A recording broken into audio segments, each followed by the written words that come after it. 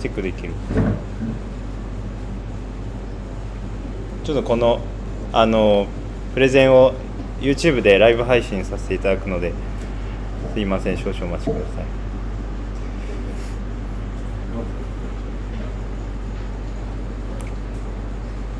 For all the American and English speakers, that is, we have technical difficulties.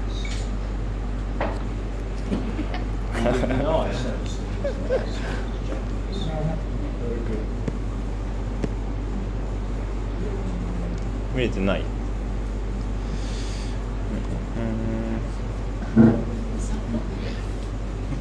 っちも系で YouTube スタジオの方も限定で配信してて、限定効果になってるわ。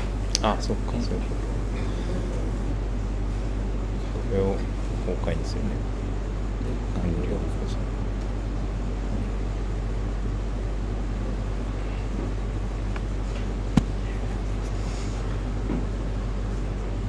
大丈夫か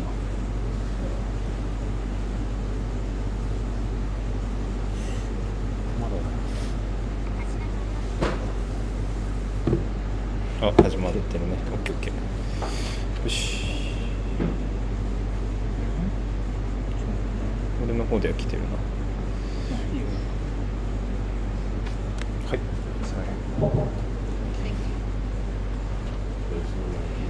Konnichiwa, everybody. Good afternoon. Before I start, I would like to show a video about what we do here with What Would Day. So enjoy it.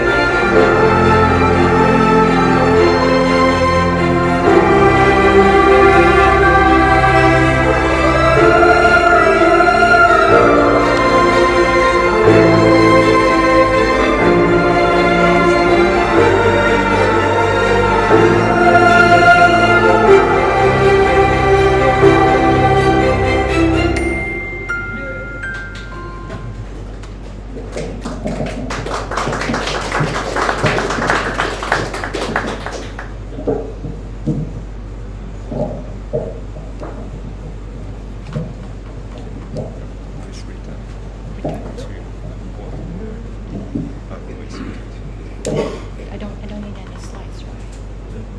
Oh, okay. Yeah, Jack created these slides, like these pictures. Yeah, no, that's right. So again, good afternoon, everybody. My name is Momo Xiao. I'm from Taiwan. I am in the media team with IWCS. You can see two of my coworkers here with camera running around because we're documenting the whole project. On behalf of IWCS, International Wood Cultural Society, I would like to thank you for being here and welcome to What Would Day. So, International Wood Cultural Society, we are a non-profit organization. We have been devoting ourselves in promoting the use of wood and the value of wood because wood is a sustainable and eco-friendly material. And furthermore, we have been documenting and preserving wood culture around the world because we believe wood is not only a crucial element in our lives, in our culture, but also it just has this really special characteristic that's close to our heart. So ever since 2013, we started our annual event called World Wood Day. And like what you have seen in the video, every year we have our event in different countries. And it started on March 21st. It will last for about 5 to 7 days. We have been to Tanzania, China, Turkey, Nepal, California, yes, the USA, and also Cambodia and Austria in 2019. During the whole event, we would invite hundreds of artists, musicians, scholars, basically whoever who worked closely with wood to come to the event. And so during that 5 to 7 days, all participants and also the local visitors like you guys, you get to see and experience all different kind of aspects about wood culture. In 2020, we were supposed to have our Wood Day here in Japan, but unfortunately that was canceled because of the pandemic. But 5 years later, we are very happy that we get to come back here, and especially we're so lucky to be able to work here in Yoshino-san's studio. And we are really happy to have you here, to get to see what we're doing here, and we hope you get to enjoy the beauty and value we see in in wood. Because wood is good, yes. So thank you.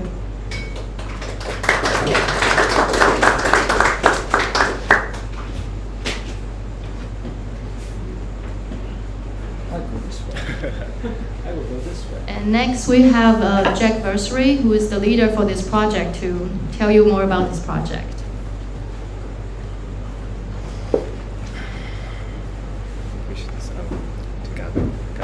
Good afternoon, everyone. Thank you for joining us. It's a pleasure to have you visit, both in person and online. We are doing this live for the internet, so you know. That's why the artists will be sitting here presenting, so that they'll be part of the presentation on the internet. It's my pleasure to present the past projects that we have done. There's a few of us that have been here at all of the projects since the first one that we did at World Wood Day, which was in China.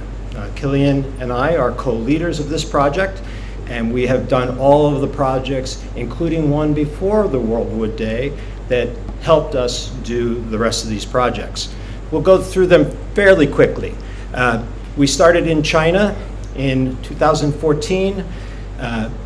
As Momo said, the World Wood Day events start around the 21st.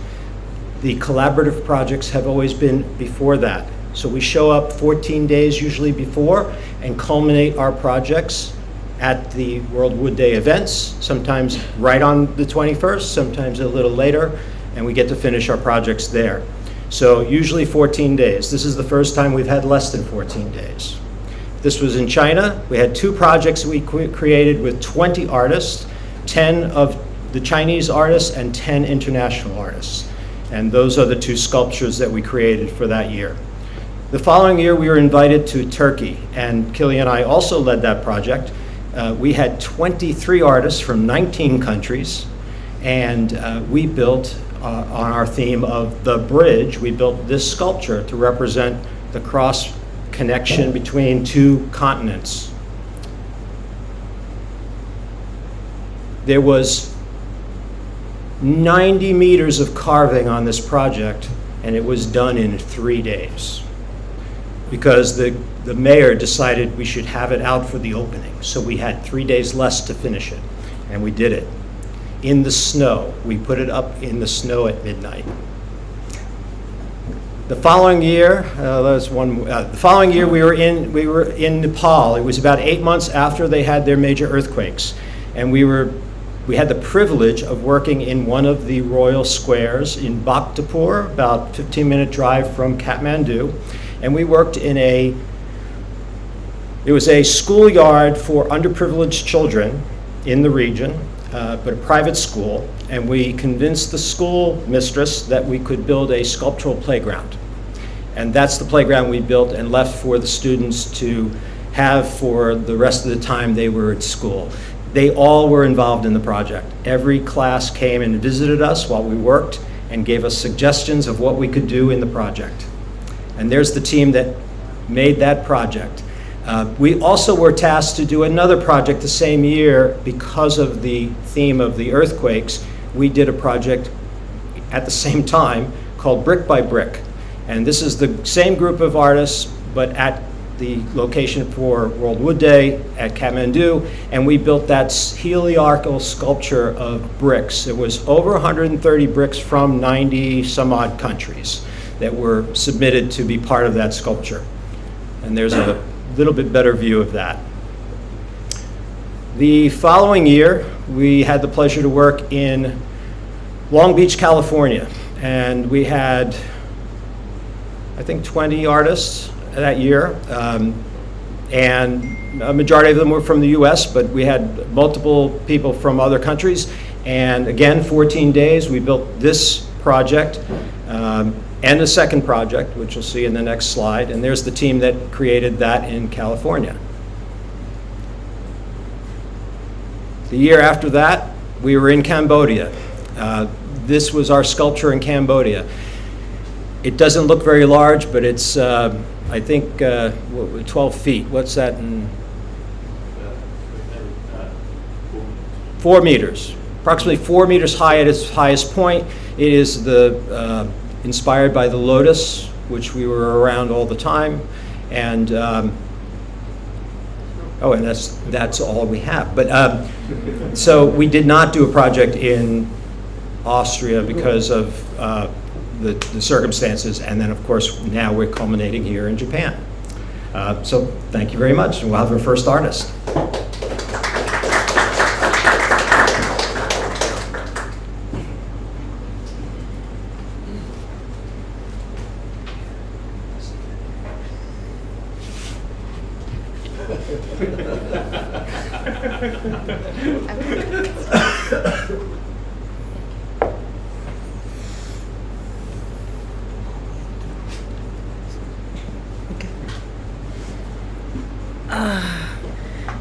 Hello, everybody. Hello. Thank you. I hope the people that don't understand my English will use the translator. So, yeah, I'm going to make a short explanation about my kind of work. You will recognize I work with animal forms, and I always try to make my sculpture closer than the people. Mostly of the time with the children, but also with the, I think, with the child that everyone have inside. So I will explain something with the photograph.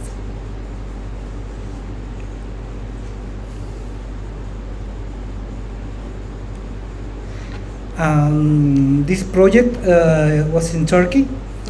More than 10 years ago, they gave us for the symposium. They were more like 10 sculptures, and we work in chestnut. And I was thinking to work like mixing different kind of ways to travel, to have to give a message. So it was like this dream traveler, with like a boat but with legs and also have some kind of wings. And very happy that now this sculpture continue in the one in metro station in Izmir. It's a wonderful city in Turkey.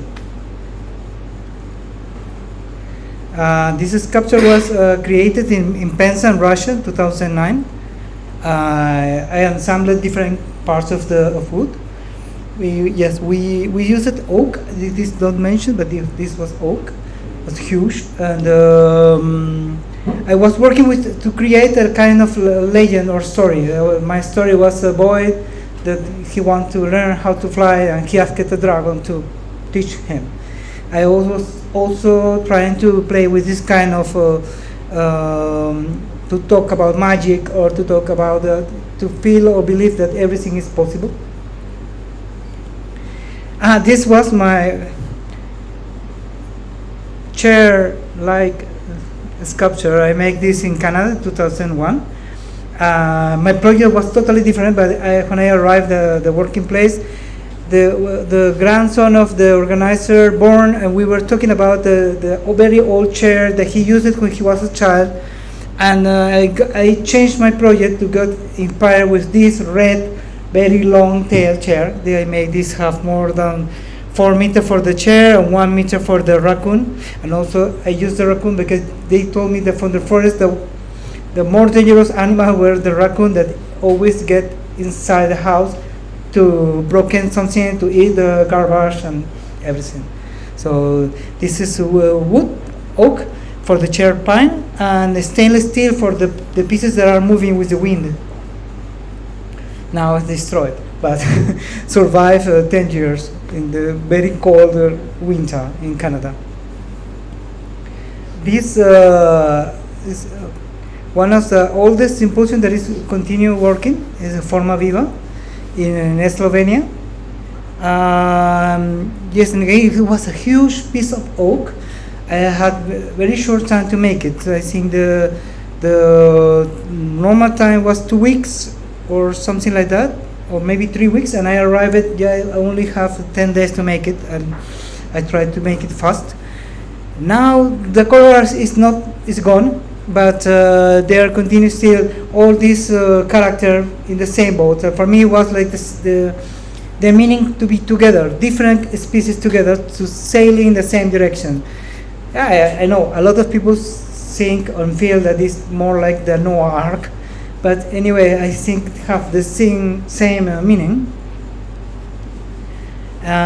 This was in Turkey, again in Maltepe. It's another city. It's near. Yes, it's a part of Istanbul, and I work it. They have a very nice kind of marble, and this is for a park. Also have some school near, and I create a space for the people to be part of the composition. So they will sit near the bear to wait something, also share time with them. So I like they enjoy also to take picture with the bear. And yes, and that's all. So thank you very much for hearing me. With you, money.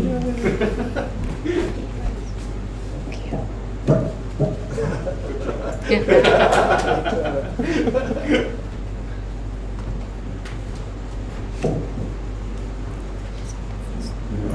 you very much. Hello, everybody. My name is Anis. I am from Jordan, and I live in Spain now, 6 years already. I'm a sculptor, and I work with wood and stone and other materials, bronze, metals, and other materials. Most of my work is with very basic forms, very simple forms that I find in nature and in human culture, in architecture, in everything that is around us. I keep analyzing why this form happens, how it happens, what is the material, what is the environment, the function of that form, everything. And I like when I find the same forms in different manifestations in things, and I try to make them so when I make them, I understand them better, and next time I see them, I understand them better, so I enjoy them more. So this is one sculpture I did recently. This is made from the legs of a carpenter's table that I had used for another sculpture, and these were the leftovers. And the little bits were also from another sculpture that I made. I had these and I made them shorter, so two leftover things. This is a small sculpture. I used to live in Malaysia, so this is very nice Malaysian wood. And in Malaysia there's a lot of jungles and insects and creatures with lots of legs, and lots of my sculptures became like this at that time. Yeah, this is the one that was, these were taller, and then when I cut them, I used them for the other sculpture. This is wood in Spain. This is stone in the National Gallery in Jordan. I have 5 sculptures there on the sand in the park. And every day you have children climbing and jumping and playing, and I like that very much. This one is a little bit like the architecture of temples in around here. Like there's a lot of that. This is not playing, but it's okay. This is another sculpture from Malaysia where there were lots of lines going out and yeah, if it's possible. Oh, complicated. Sorry. Oh. Very complicated. Sorry, what was that?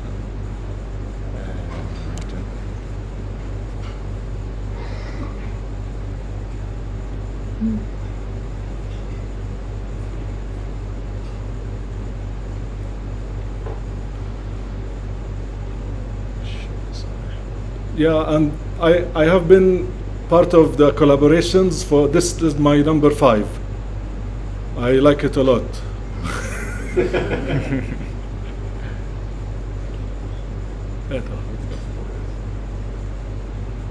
Yeah, this is one of my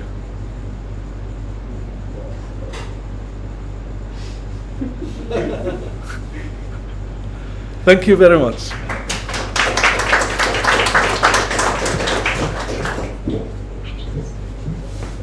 Yes.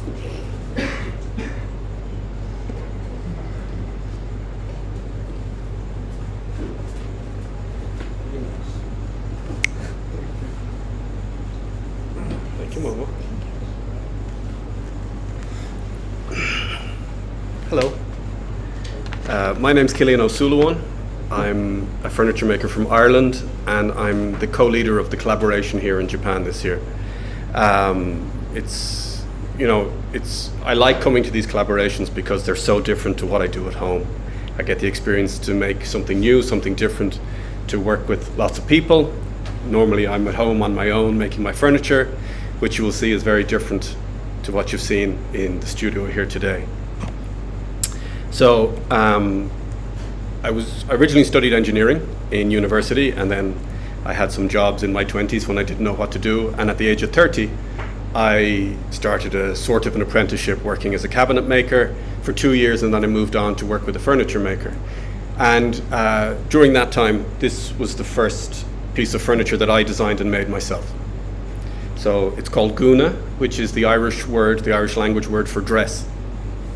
And what interests me about this, it's made from oak and wengi, but what interests me is that immediately I had a style, an aesthetic that's the kind of geometric and linear and contrasting woods, and that, I don't know where that came from, but it was there from the very beginning.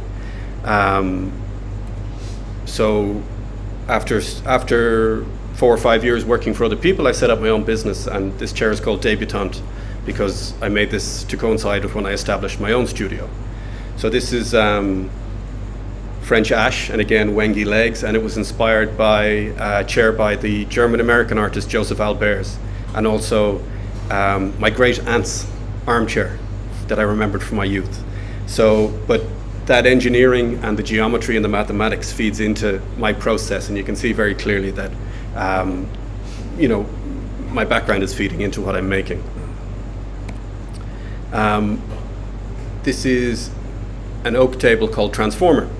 So I like this table because the original was a commission. So my client came to me and said her mother had passed away, and she'd inherited her mother's dining table.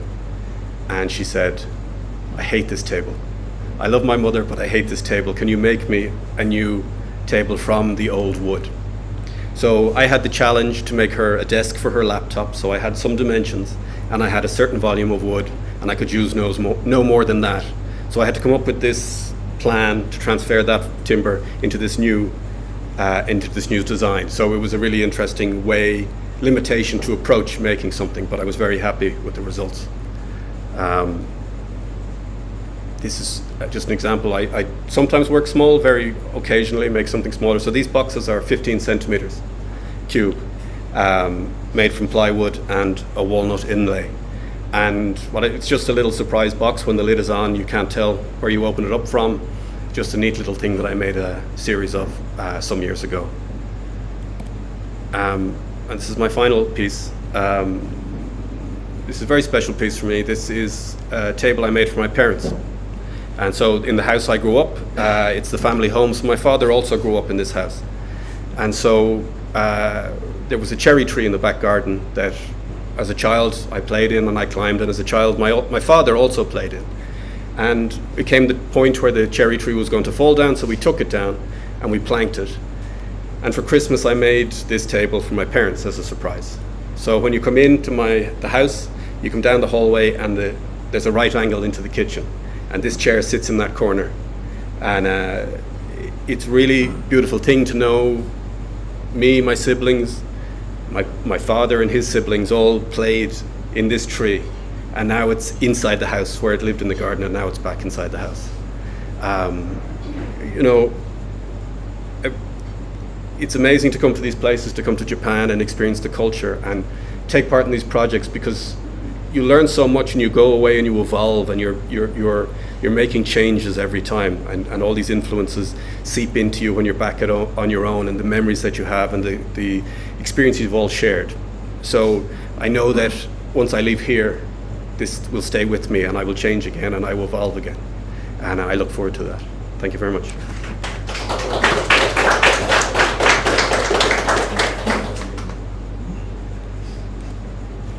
Eric.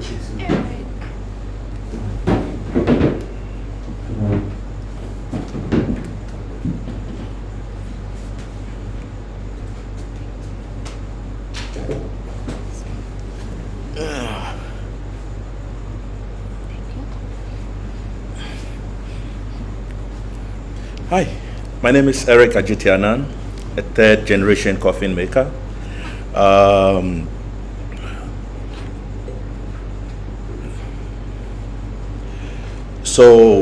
What I basically do is I make design coffins. So, you know, families visit me in my studio. They tell me, you know, profession of their deceased relative. So I would look up on that. So they would just give me the information, you know, the guy is a carpenter and whatever. So the next few questions will be, you know, the size of the person, the height, and I would have to create a form that will kind of represent the job of the deceased. So let's say somebody asked me to make, they told me the guy was a carpenter. So I started to make the armor, but I would have to make sure it is very hollow enough to fit, so the body could fit in there. So this is the final shape. So I have to put these little pieces of wood together, kind of in a puzzle form. I have to dress it up with a chisel and the hand plane to get a smooth surface, sand it, fill the holes, paint it, repeat the process for like 3 or 4 times before putting the final touches on them. This is a piece that was commissioned by the Santa Fe Folk Art Museum. So they asked me to do something that represents the human body or the human organ. So I decided to make them a piece in the shape of the heart, the human heart. So this is one of my coffins being in procession. So this is a funeral. This is how it looks like. So when everything is done, this is how they carry it around the town. So they'll roam around the town. They would probably walk between 2 to 3 hours to get to the cemetery, and then they put everything in the ground and bury that. That's also a piece that I made for the Royal Ontario Museum in Canada. I show these pieces because they are very detailed work. I mean, usually I have between 2 weeks to a month to make a coffin for burial. But if I have to make one for a museum, that takes quite a while, like between 2 months to 3 months to finish it. Okay. Hey, thank you.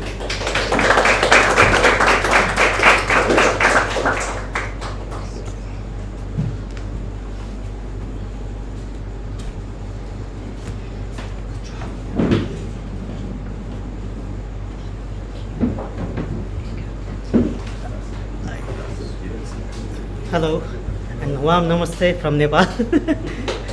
I am Indra Prasad Silpakar from Nepal. I am a traditional wood carver and also I did a master in contemporary sculpture, but I enjoy in traditional wood carving, and I work with my father and my team.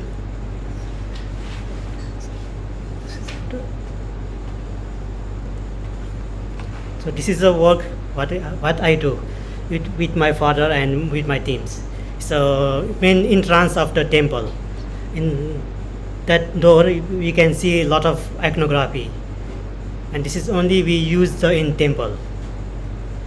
And you can see the lot of joint work also, but only we focus wood carving. Okay. And this door we make for the one temple, which was fall down in 1934 earthquake. But before the 2015 earthquake, 2 years ago, we started this project. But after 2 years, we just complete these four doors. But again, we have an earthquake, so this project was quite down, like 3 years break, and again we started.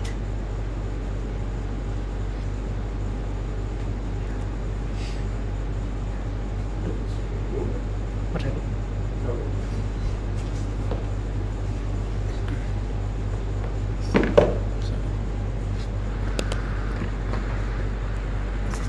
This one next one.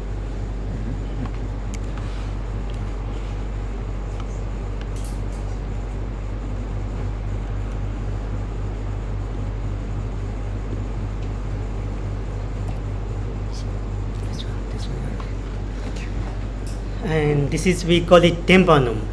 We use this tempanum above the door, main entrance door. And in the center, we put the main god, which is inside the temple.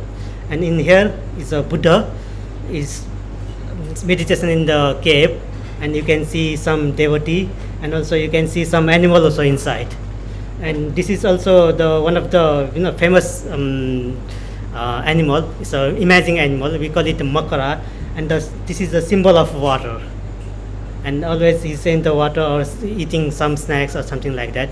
And the top is, we call it chepu, which is eat bad things. So we put this chepu and makara always in the temple. We call it the tempanum, and this is one of the oldest tempanum, which is I made a replica work in half size.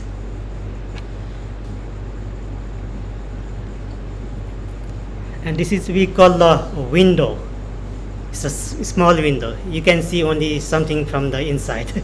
You can't see that from outside. And we call it pasukaja. And this work is nearly we do like 1 year with my father and my team, and we donate this window for the temple.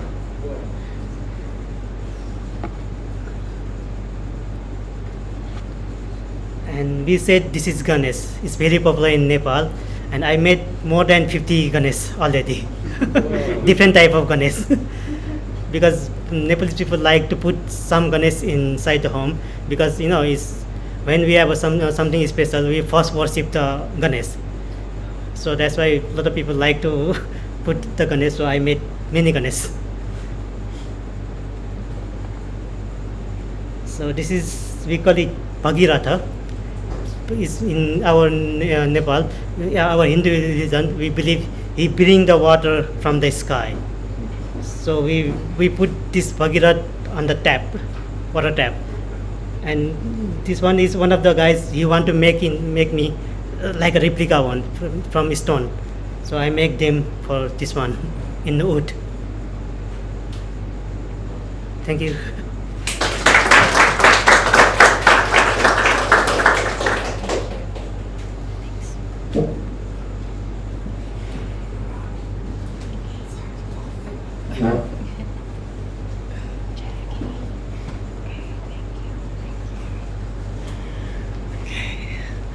Hello, everyone. Hi, my name is Jackie Lee Chapman. I am an artist from British Columbia, Canada, the west coast of the country, and I operate under the business name Jack Natural Designs. I started my business in about 2020, and I like to say that my work is very organic, flowy, inspired by nature, but also with human interactions. So I like to make shapes that are unexpected. This is a wall sculpture. It's made out of white oak, and the piece is titled Groundswell. So it is inspired by the ocean and the waves of the ocean, but it's also inspired by kind of a hidden momentum, a gathering of strength underneath the surface that kind of breaks to its peak. This is a bud vase. This is a piece of Canadian Douglas fir. It's been turned on the lathe and then taken off the lathe, sculpted, and then burnt and brushed. A lot of my work, I try to incorporate lots of different methods. So wood turning plus sculpting, wood turning plus carving. This piece is actually coincidentally named Fuji, which is pretty wild that we're here now.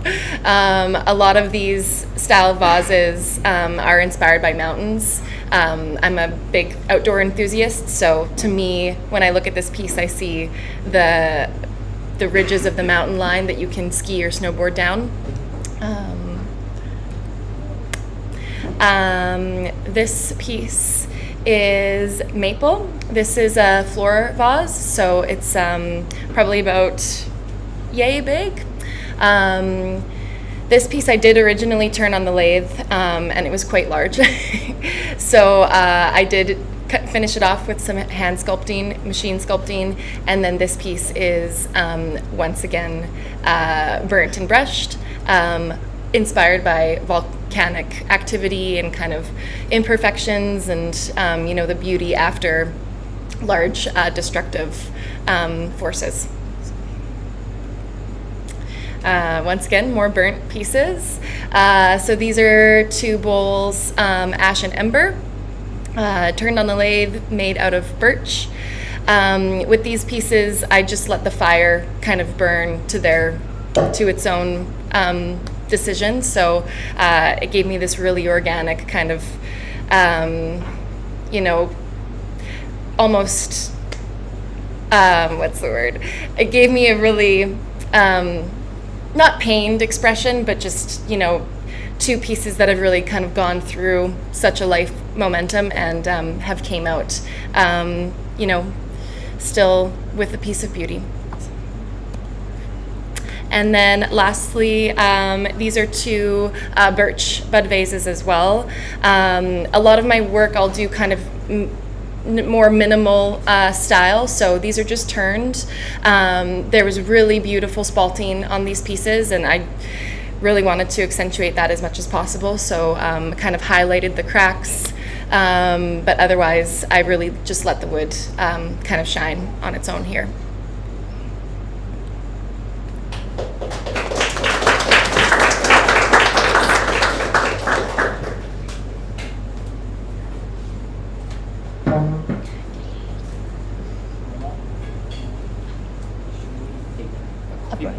Oh, right now?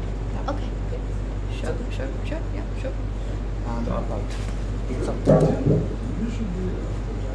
And it's okay for coffee, cake. So for the artist,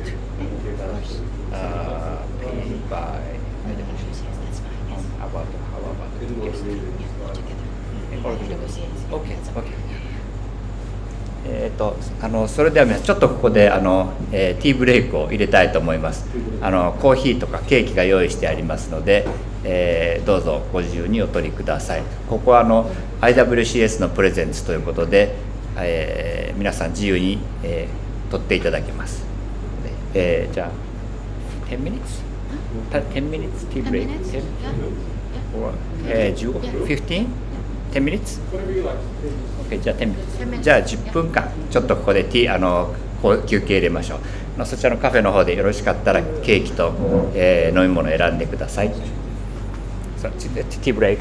You can take a coffee or cake. Whichever you prefer.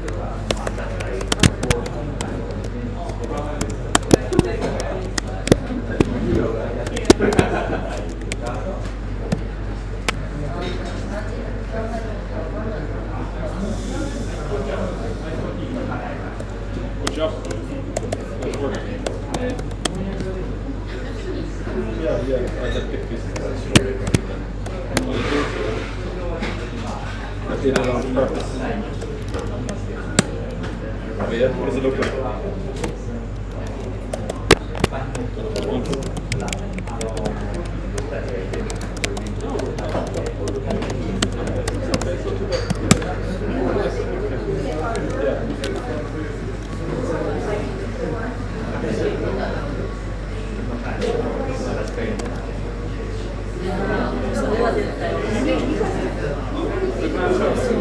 Great job. A little wider.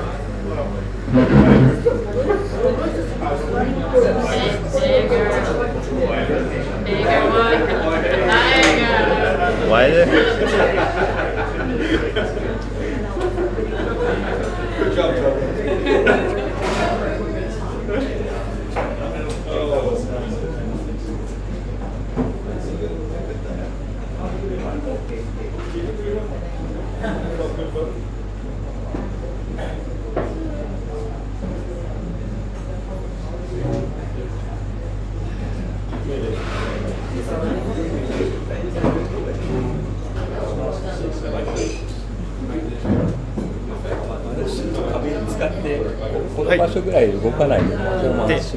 はい、大丈夫です。これ自体を動かして、で、こっち全体を映るように。この辺で動かない。はい、大丈夫です。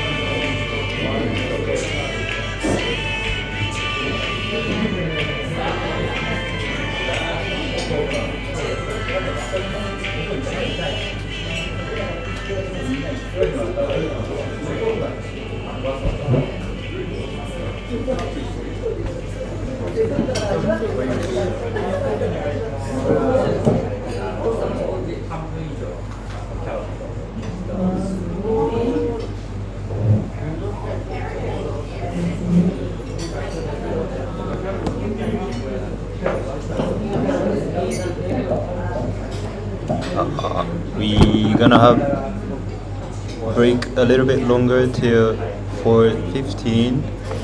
Cool, 15, 12 minutes longer. Relax, everyone.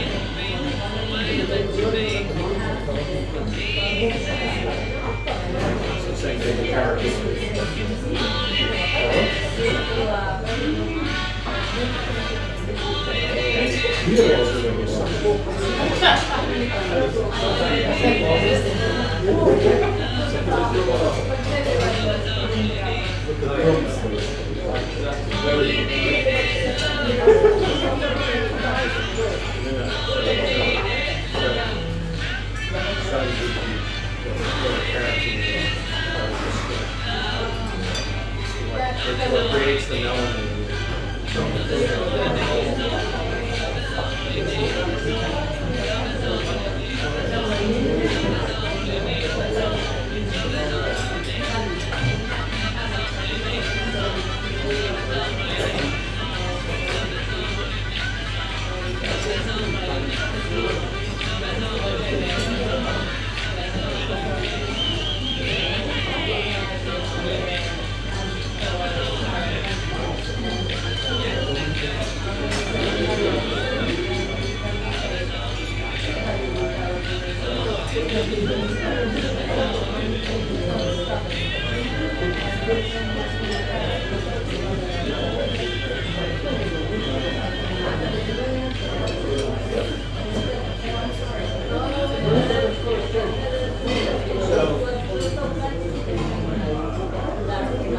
Flamingos are not unless they eat straight. So if you see them in the wild, like in Africa, they're white. But when they eat shrimp,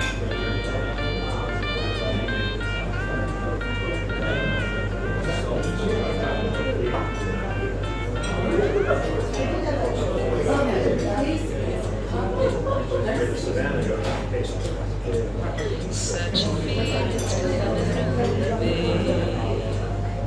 There is one place, everything I see. Night cloud, the sky, got the sun in my eyes, and I won't be surprised if I see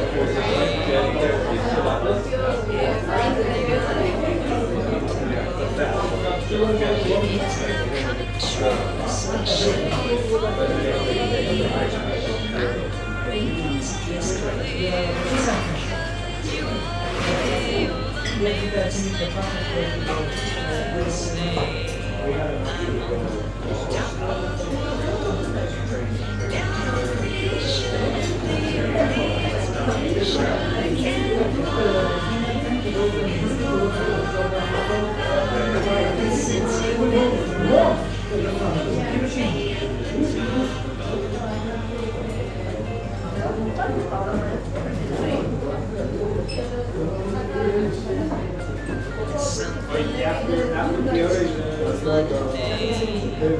and it's telling me things are not the same.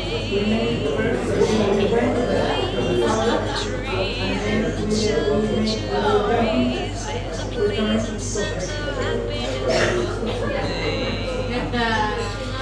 Every wish on my mind. When this day is through, that I wait for, that's me, just to be with me. All I need is be mine if you are here. I'm on top down on creation, and the only explanation I can find is the moment I've got since you've been around. Your love put me at the top. we can get the guitar.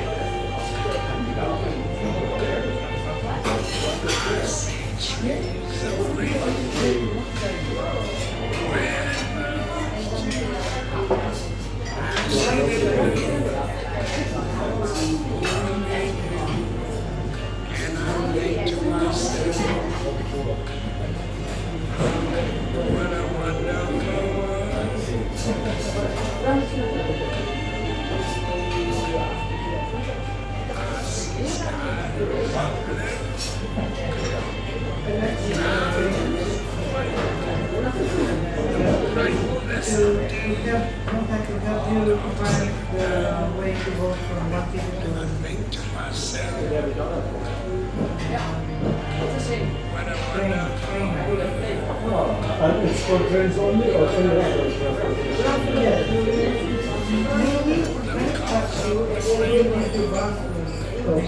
It is better than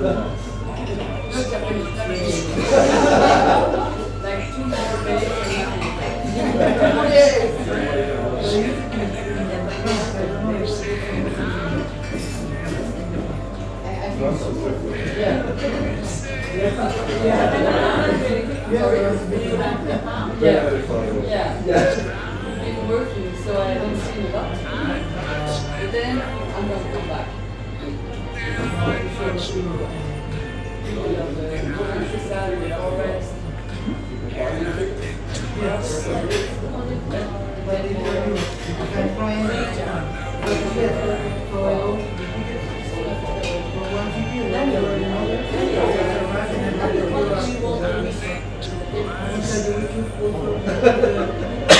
Success.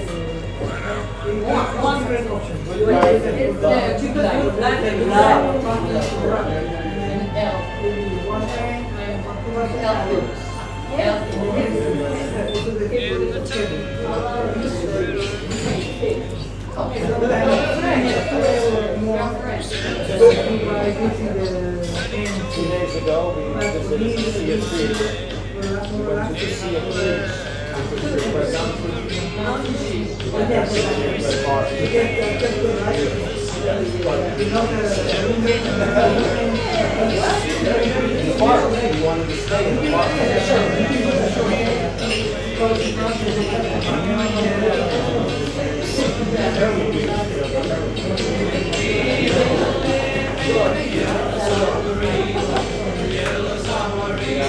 Yellow submarine. We'll live in a yellow submarine. Yellow submarine. Yellow submarine.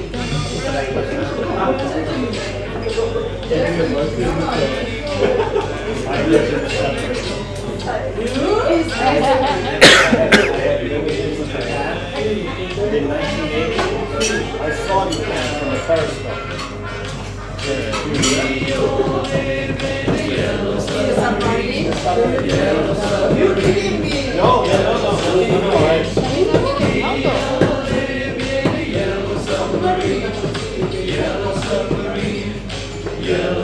Right here in Osaka, from 7 miles away.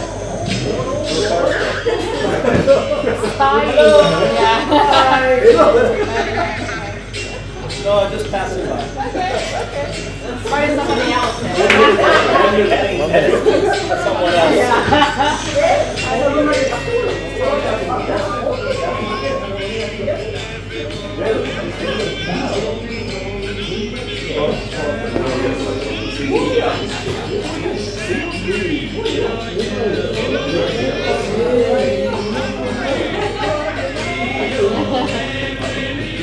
It wasn't yellow, not yellow.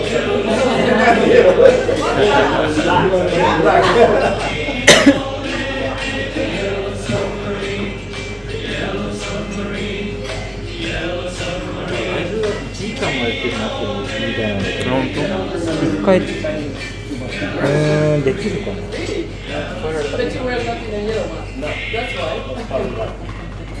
一回切ってそうだねできるかなそれはでもできると思うよインスタグラムに投稿してくれたらでもリンクは買うね